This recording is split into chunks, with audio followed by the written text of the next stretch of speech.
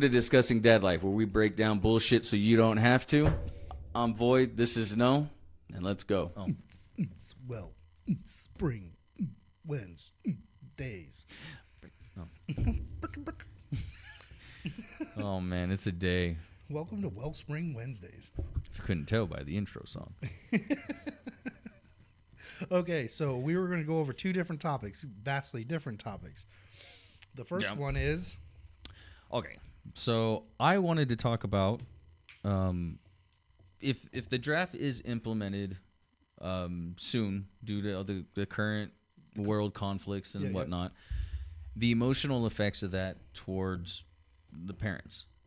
You know what I mean? Are we going to focus strictly on parents, or we want to talk about the family unit in general? I don't know. What do you want to talk about? I think, well... Because, I mean, those are both valid options. Why don't we hit both of them? Run it. Right? Yeah, because... So you hit the nail on the head, I think. We have a lot of world conflicts going on right now. Yep. If we do end up getting into... The world devolves into another world war. Yeah. And the United States ends up entering into that world war. What are the sorry, I noticed my mic was down here. Don't know. You're good.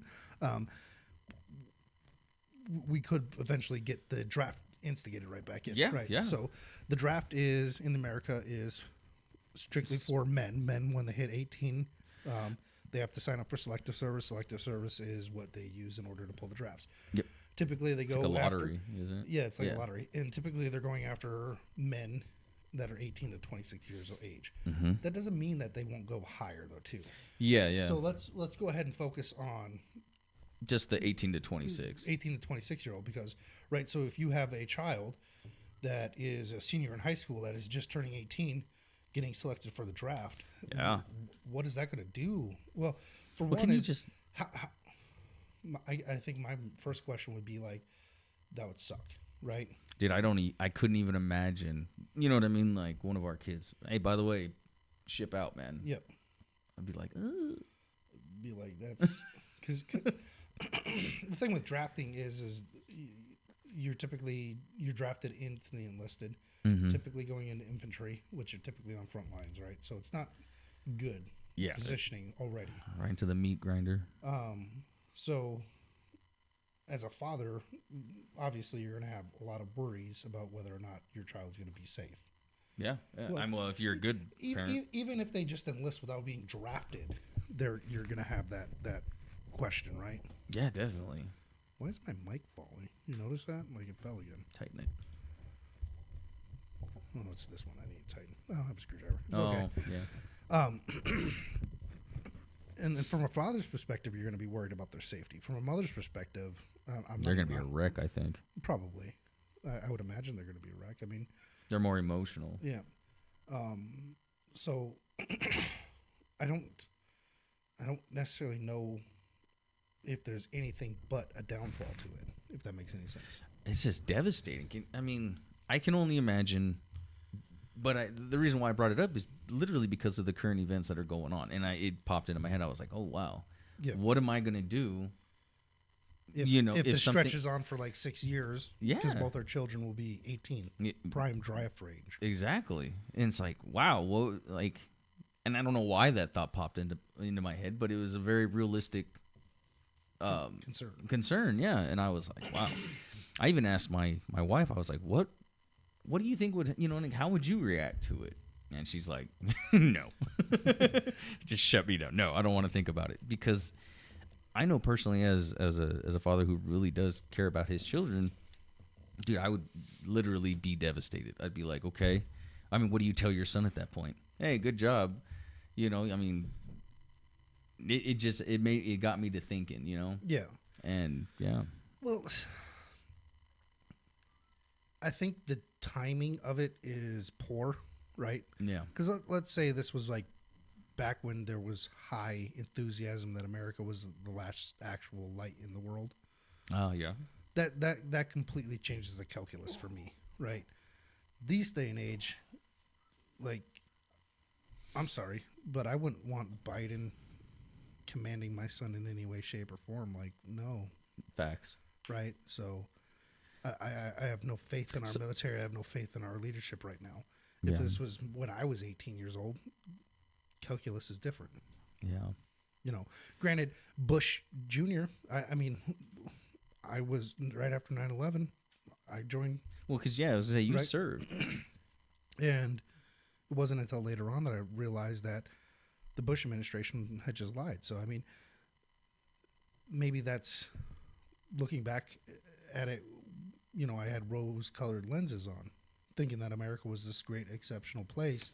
And in all reality, we've always had these corrupt political class, you know, for the last 100 years.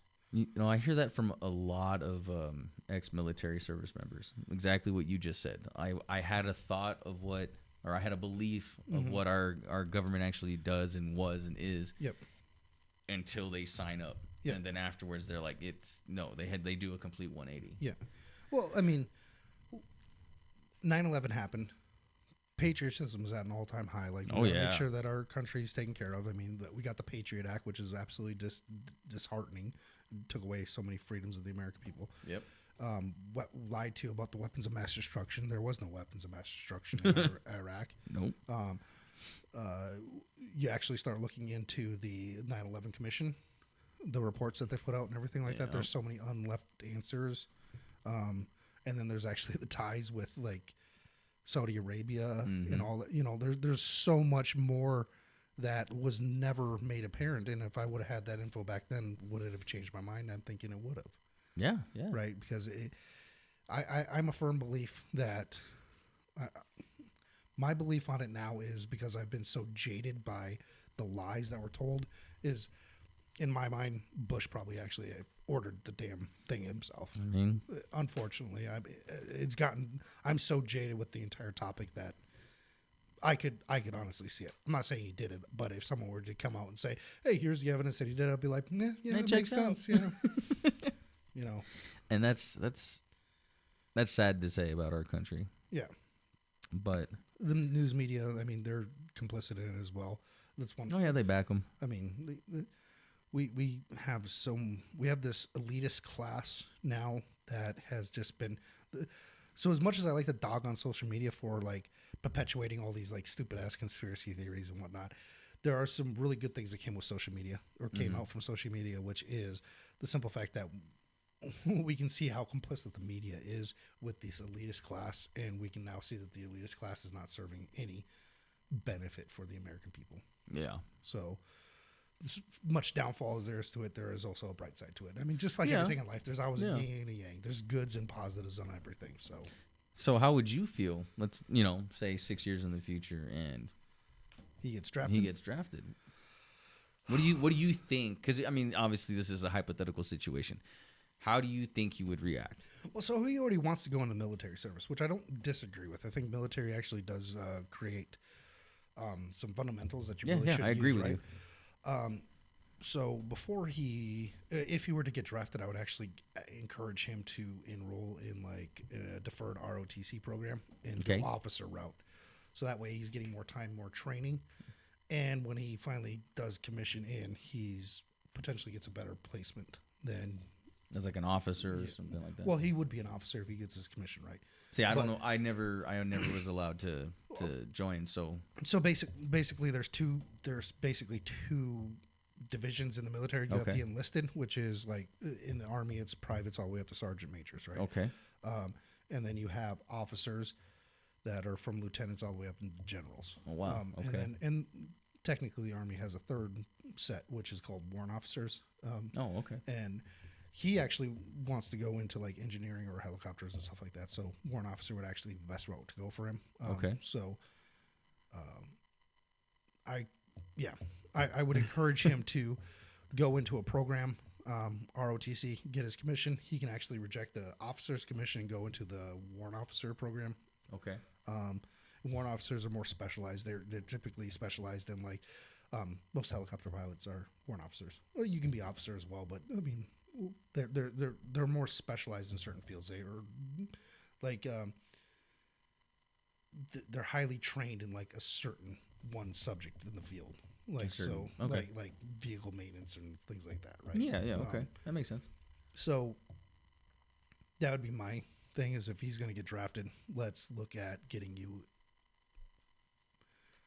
into a program where you're not being drafted and forced to do something you can actually go into training. Something that you might survive at. Well, just because you're drafted doesn't necessarily mean you're going to die. No, that's true. I mean, I guess when I say something like that, the reason why I say that is because I picture Vietnam. Yeah, but Vietnam not. I mean, the draft was horrible in Vietnam, but it's surprising. So my grandfather fought in Vietnam. Yeah, he was a sergeant major. Nice. But what was it?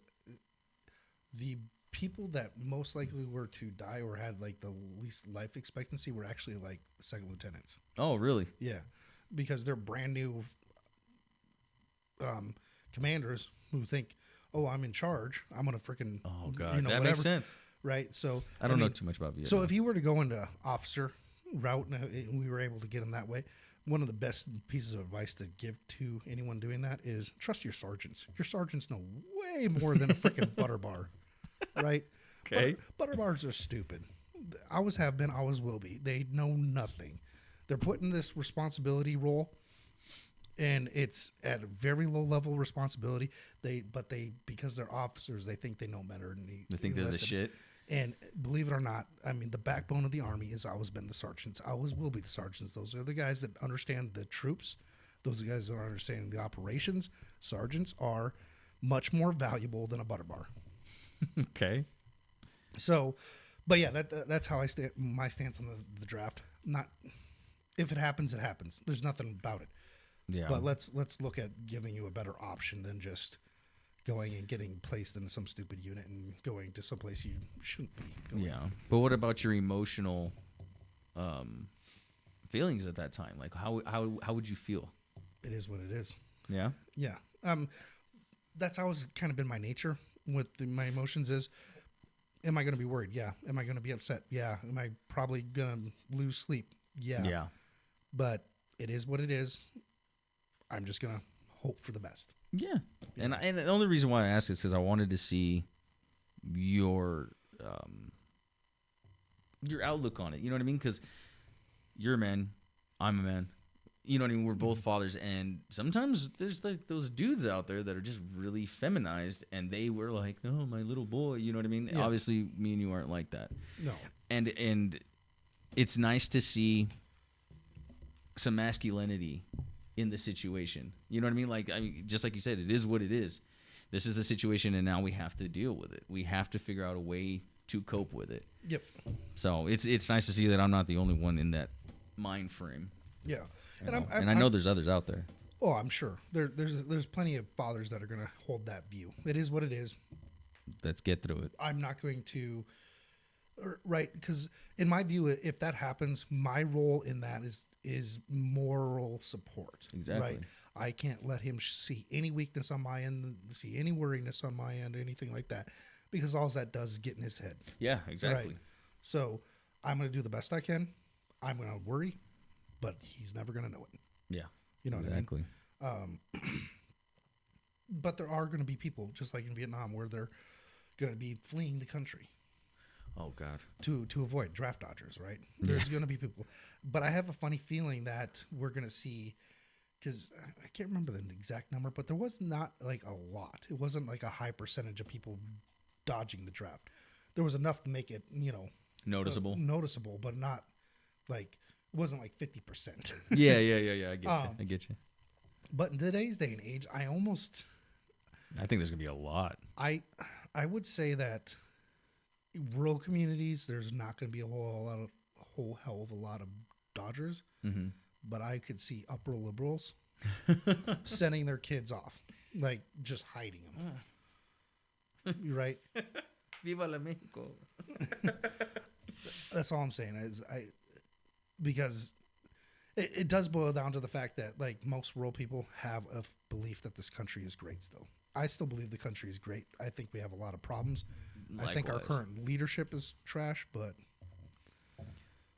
yeah, we agree on that. You know that. Yeah. So, yeah, I think that's a good place to end it on the draft. I'd like to know what everyone else thinks. Yeah. What advice would you give your kids on doing the draft? How are you going to handle it? Yeah.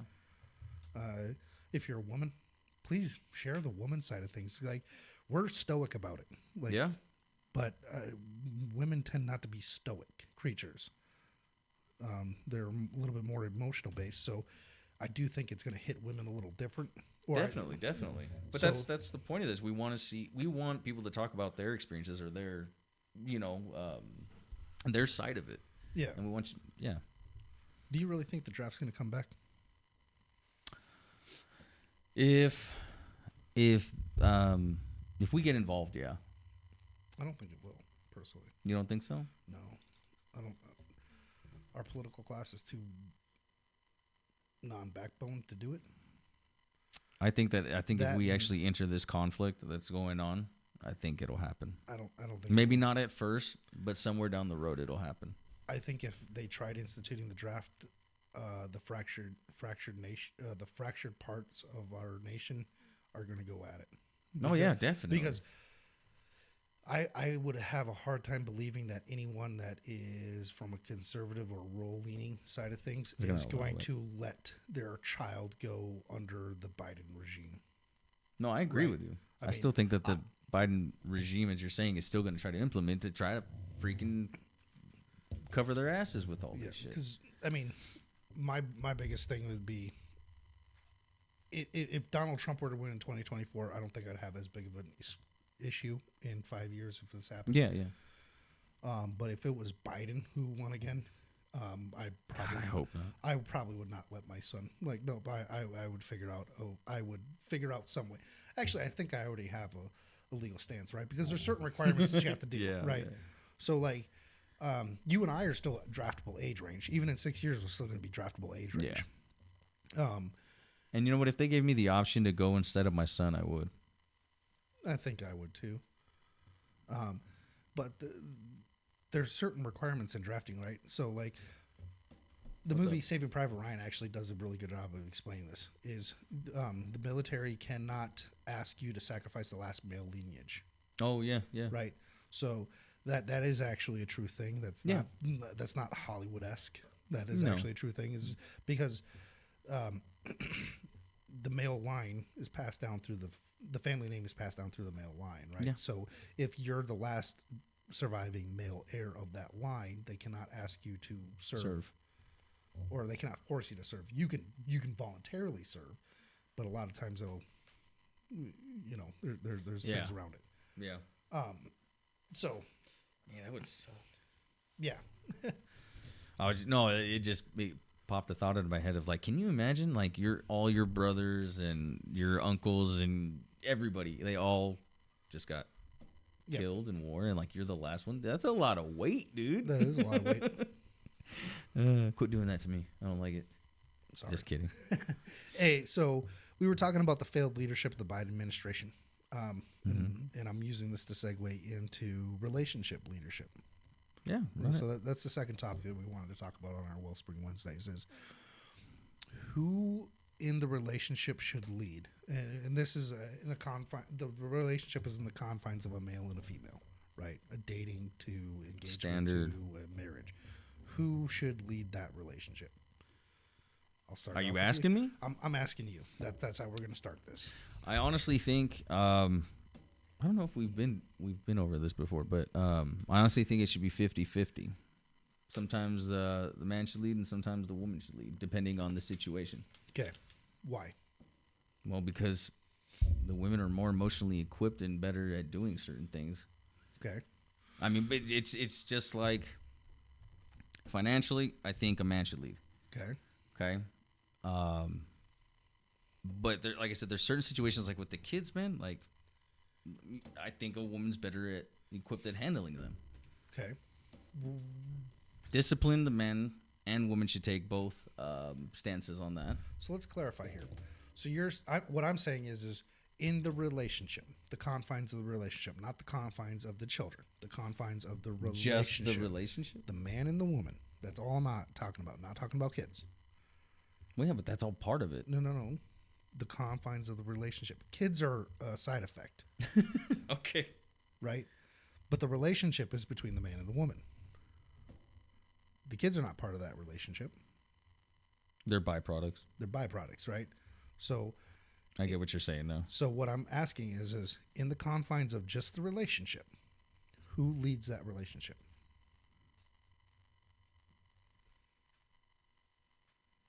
I'm stumping you now, aren't I? No, my stance is the same. Your stance I'm just is trying the to same. figure out how to say it. Yeah, man, because there's certain things that I'm emotionally detached from. Okay. Okay. I think there's certain things that you just cut off too. Okay. And sometimes when situations arise in my life and I don't want to, flat out don't want to fucking deal with them. Okay. You know, my better half can see that, and she helps me get through those times. You know, I recently just had a death in my family, and it's honestly something that I didn't want to deal with. Mm-hmm. You know what I mean? And I did. I just kind of went my own little corner, and at that time, she stepped up and she kind of led for a brief moment. Okay. In our relationship. So, like I said, I don't think that it's. I just think that it's 50-50. You know what I mean? But that's also what I've been taught. So let's break it down a little further. Finances. Make it a big purchase. Who has the final say? Me. Okay. Going to dinner. Who has the final say? Her, because I don't give a shit. Okay. Does she always have the choice? Yeah. Does she actually make up her mind? Yeah, most times. Okay. When she doesn't make up her mind, who has the final say? Her, because I'm not picking. You're like, I'm not. I'm just going to avoid man. this trap. Yeah, man. Okay, I don't play that shit. Nope. You just tell me when you're ready. Date night. Who plans date night? Fuck, man. I haven't been on a date in forever. Last time, I want to say that was me who made the decision last time. Okay. It's been a long time. We have 4 kids and lots of shit going on. Fair. So what I'm going with this is I'm just trying to highlight the differences between it, because my stance is I was going to be the men should lead. Yeah, I know what your stance is. My stance is the man is more equipped to deal with the bullshit. So you're saying that for the emotional aspects, the woman is better equipped. Yeah. I don't think that's accurate. It's fine. And the reason I say that is because women are emotional creatures. Mm-hmm. So there are emotional things that are going on. However, past experience and just knowing the female nature is sometimes those emotions get too overburdened where you are going to get bogged down and no decisions are going to get made. Yeah. So does that mean that I don't think that I do agree with you that there's input, right? So yeah. let's say that I'm in a relationship. Yeah. In my relationship, is going well, and a new car needs to be purchased. Fair. Right. Obviously, in the car for her, right? So let's define it a little better. A car for her needs to be purchased. Her car is broke down. She needs a new one. Yeah. Okay. So obviously, her input on what vehicle she wants is important. Yeah. However, if you care about her anyway. If you care about her, you're going to take what she desires into account. But let's say she desires a freaking Lambo. No. Right. So, yeah, cool. Yeah. You want a Lambo. Is that really practical? Well, yeah, I'm going to buy the Lambo. Well, no. Why would you let that relationship be led at that point on an emotional base versus a practical base? Yeah. I get what you're saying. So I'm not discounting where you're coming from. What I'm discounting is no matter what, the male has to be in the driver's seat making the decisions. Would be my stance. Yeah, so that's fine. So major financial purchases need to. Okay, well, let me ask you something. Okay. You said financial. Now. I was going to go into more, but let's go. No, my bad. No, go. No, I was going with the financial first, but go ahead. Well, what I was going to say is, okay, is she working and helping pay some of the bills? Well, you already know my stance on this. I know, but that's... My stance is this, is if she wants to work, it's purely elective. Exactly. Right. So if she is working and she's choosing to work because she wants to buy something that I'm saying like, hey, this isn't the best choice for the family. Yeah. But let's say she wants that Lambo. Mm-hmm. She's not working. She's just whatever. No, I'm not buying you the Lambo, but maybe I'll get you a Lexus. Okay. Right. Fair. Right. So I'm not going to buy you a $200,000 car. I'll buy you a $60,000 Absolutely not. Right. Something like that. I agree with you. But now let's say she's working. I'm still going to be taking care of all the bills. I'm still going to take care of all that fun jazz. But now she says, hey, you know what? I'm working. I really want that Lambo. Well, are you going to pay for all of that Lambo by yourself? Do you have $200K to drop? Mm-hmm. Yeah, I do. Okay, fuck it. I ain't going to say shit. Well, and that's what I was getting at. If she's working, she wants to pay the damn thing, by all means, you go ahead. Yep. And that's all. That was the only point that I was trying to get. Yeah, no. I get what you're saying. That doesn't change the fact that in the relationship, a man should lead, right? No, absolutely. It's just that in the confines of that relationship, there's an emotional base and there's a stoic base. Yes. The stoic base should be the one in the leadership role because we're going to make sure that everything is done logically and we're not going to put ourselves in a hurt position. However, there are accounts. I do understand that there are emotions that play into it, and your desire, the female's desires, are important. Yeah. So, if there's a valid reason or we can do it, it's not like my decision is final. No, no, absolutely not. There's so much that I shouldn't say not final. It's not that it's the end all be all. There we go. There you go. It's a good way. I just think there's a lot of variables to think about. Mm-hmm.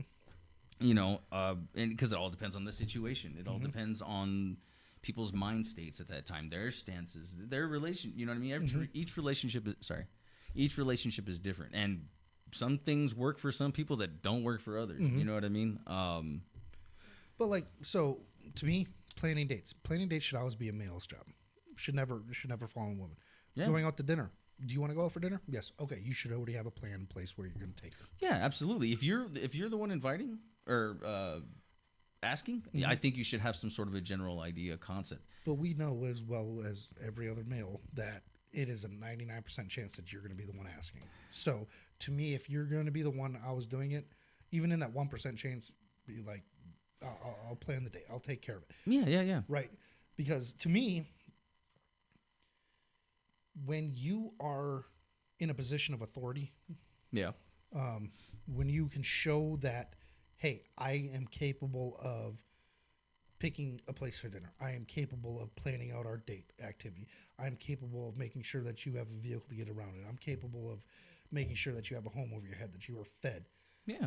If you are showing all these things to her, then there is no added input that you need, right? Maybe not that you need, but you're probably still going to get. Well, obviously you have to take into account the desires of your partner. Okay. Sorry, go ahead, finish, and then I'll... All I'm getting at is, as a male, you need to take account what your partner wants. Yeah. But you need to take it upon yourself in order to make sure that you're guiding and coaching and leading that relationship into a place of success. Right? Yeah. Because can women lead relationships? I mean, it's another debate. I would say that they lead it for a while straight into the ground. Yeah. Okay. And the reasoning why is because women do not want to have to be the one in the dominant position, making all the decisions. Okay. You start putting those on her. She's going to start being like, well, why the fuck do I even have you around? Yeah. Right. I'll agree with that. So to me, that means by definition, by a biological, going back through history, by our biology, a man has to be in the leadership position. Yeah. Obviously, you're going to be taking cues from your partner. Yeah. And making decisions based on the cues, right? Because you don't want to put it, as much as your decisions are going to affect the relationship, if you're making stupid decisions without consulting her, you're not providing or protecting for her. You're just doing what you're wanting to do. Yeah. That's not acceptable either. And that's kind of where I get into your 50-50 point. Yeah. Like when I hear people say 50-50, that's kind of what I'm visioning is you're looking for that input. Yeah, because I don't want, you know what I mean? Like if I care about somebody, I want to make them happy as well. Mm-hmm. You know what I mean? So let's just use your taking them out to dinner scenario. Mm-hmm. You know, hey, I would like to go out to this restaurant for freaking chicken or whatever. And she's like, you know what? I'd rather have Thai food or whatever. You start mulling it around. All right, I'll compromise. I'll agree with that. Let's go. Yep. But like you were saying, you initiated the situation. Yep. So yeah, in that aspect, I completely 100% agree with you. You know what I mean? Like a man should do that to be chivalrous, which not necessarily predominant nowadays. I think I want to say. Yeah, it's not a very popular trait anymore. Yeah. But I think people should work together. You know what I mean? I don't disagree with you working together, but think of it this way: what company is run by a committee? I don't know. Name one. There, I can't name one. Can you? Company that's in that. Wait. That's run by a committee. Oh, a committee. Can you? You know, I heard you, but for some reason the words didn't register. But can you name one company, successful company that is run by a committee? No. I can't think of one off the top of my head. But you can name probably 10 within the next 10 seconds that are run by a CEO. No, I couldn't do that. I don't know too much about like who runs what company and da da da da. No, but what I'm getting at is go ahead and start naming off some big companies. Oh, I see what you're saying. Okay, Burger King.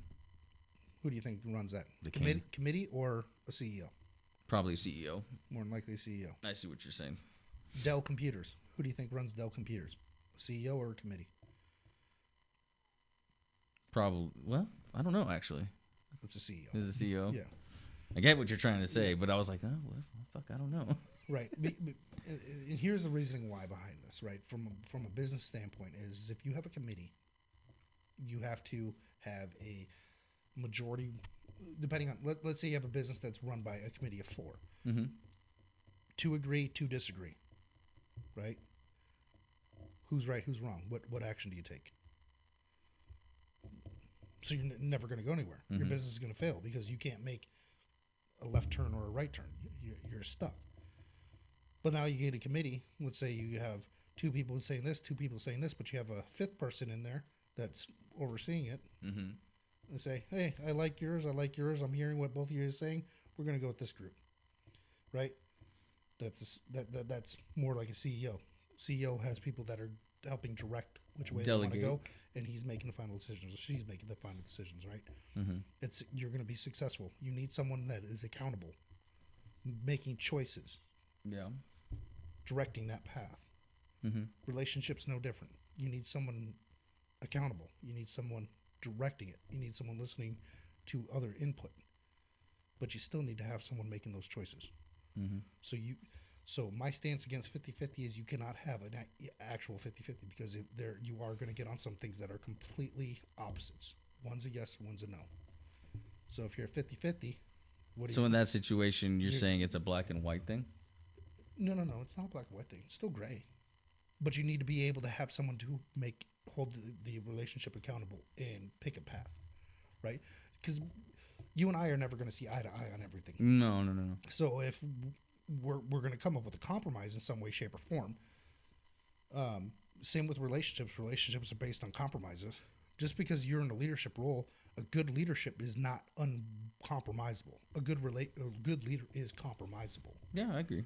So all I'm getting at is you need to have someone to make accountable. That final decision. And there is, so if you have a girlfriend and that girlfriend is providing everything for you, you should acquiesce to her lead, right? I guarantee that it's going to lead to the destruction of that relationship. Oh, yeah. Because I've done that before. Why would you, as a man, why would you be worthwhile investing? A woman's not going to invest in you. Yeah. Right? So you need to get yourself up, start providing, protecting her, and then you're going to be able to have her acquiesce to your lead. And it is actually very attractive when a woman actually trusts in your ability. Yeah, it really is. To take care of this stuff. So, yeah, that's kind of where I was going with this whole thing. I took that when you first said it a whole other way. And now that you like... What do you mean? That's why when we first started this, that's why I said I think it's 50-50. Okay. Because I think it's good to take in the input of somebody else. But what you're saying is okay, I take in your input, and who says yes or no, that final decision. It really explained it when you said the fifth person in that. I really understood then. Sorry, I wasn't understanding what you were saying. No, you're good. But yeah. Yeah. Because relationships are complex things, right? And in order to have a successful relationship, there needs to be trust. There needs to be respect on both parties. Mm-hmm. And one thing women look for in men is the ability to make a decision, right? A lot of men these days are indecisive. It's insane. Like when I go out on a date, I'm making sure that everything is planned out. But I'm also, and this is kind of where the breakdown happens. Is just because I want to do this doesn't mean she wants to do that, right? So that's where that extra input comes into play. Is I got to make sure I understand her well enough to make sure she's having a good time as well. Yeah. Right. Because if you do truly care and want to lead that relationship to be successful, you need to understand her. Mm-hmm. So that actually leads to a really interesting question. Who do you think understands the opposite sex better, men or women? Oh, we've had this conversation before. We've had this conversation. I don't remember having this conversation. Yeah, it was off camera and shit, but yeah, you've asked me this before. Okay. So let's ask it on camera then. I was just switch cameras again? No, I just stopped. Somebody not doing somebody. No, I was stopping the timer. I don't remember how I answered it last time, but we've had several discussions since then.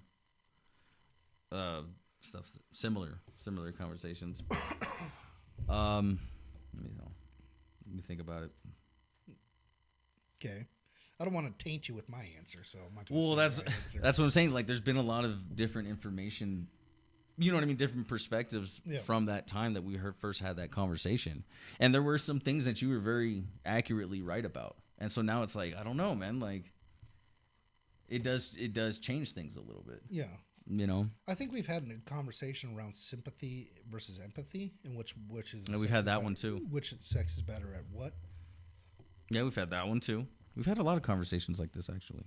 And it's very insightful because, I try not to be one of those over-controlling boyfriends, husbands, whatever you want to call it, because we're not legally married. But fair.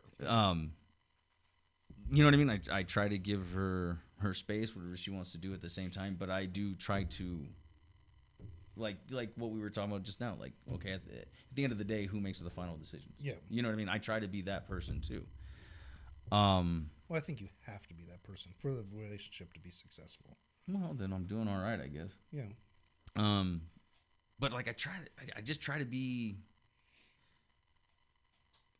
What's the word I'm thinking of? As not lenient. I don't want that to sound bad. As like I try to give her as much space as she needs. You don't want to be clingy. Yeah, exactly. Right. Which makes sense though, because clinginess is unattractive. Yeah. Right. But clinginess also is a sign of insecurity. Yeah. Right. So if you're being clingy, you're insecure in your position in that relationship, which is going to get picked up by her, because women are a whole hell of a lot better at reading and understanding emotions than men are. I'll give you that one. I'm an idiot.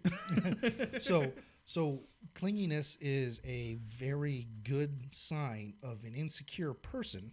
An insecure person is going to be unattractive in that relationship. Yeah. So it's going to start eroding trust, right? So. Oh yeah. Like. Yeah. It is hard because clinginess can also being worried or being concerned with their safety can come across as clingy, and sometimes that wire gets misconstrued. Yeah. But yeah, it goes back to that trust and respect thing, right? So like trust her to make good decisions, but also provide that like cloak of protection around her at the same time. Yeah. Right.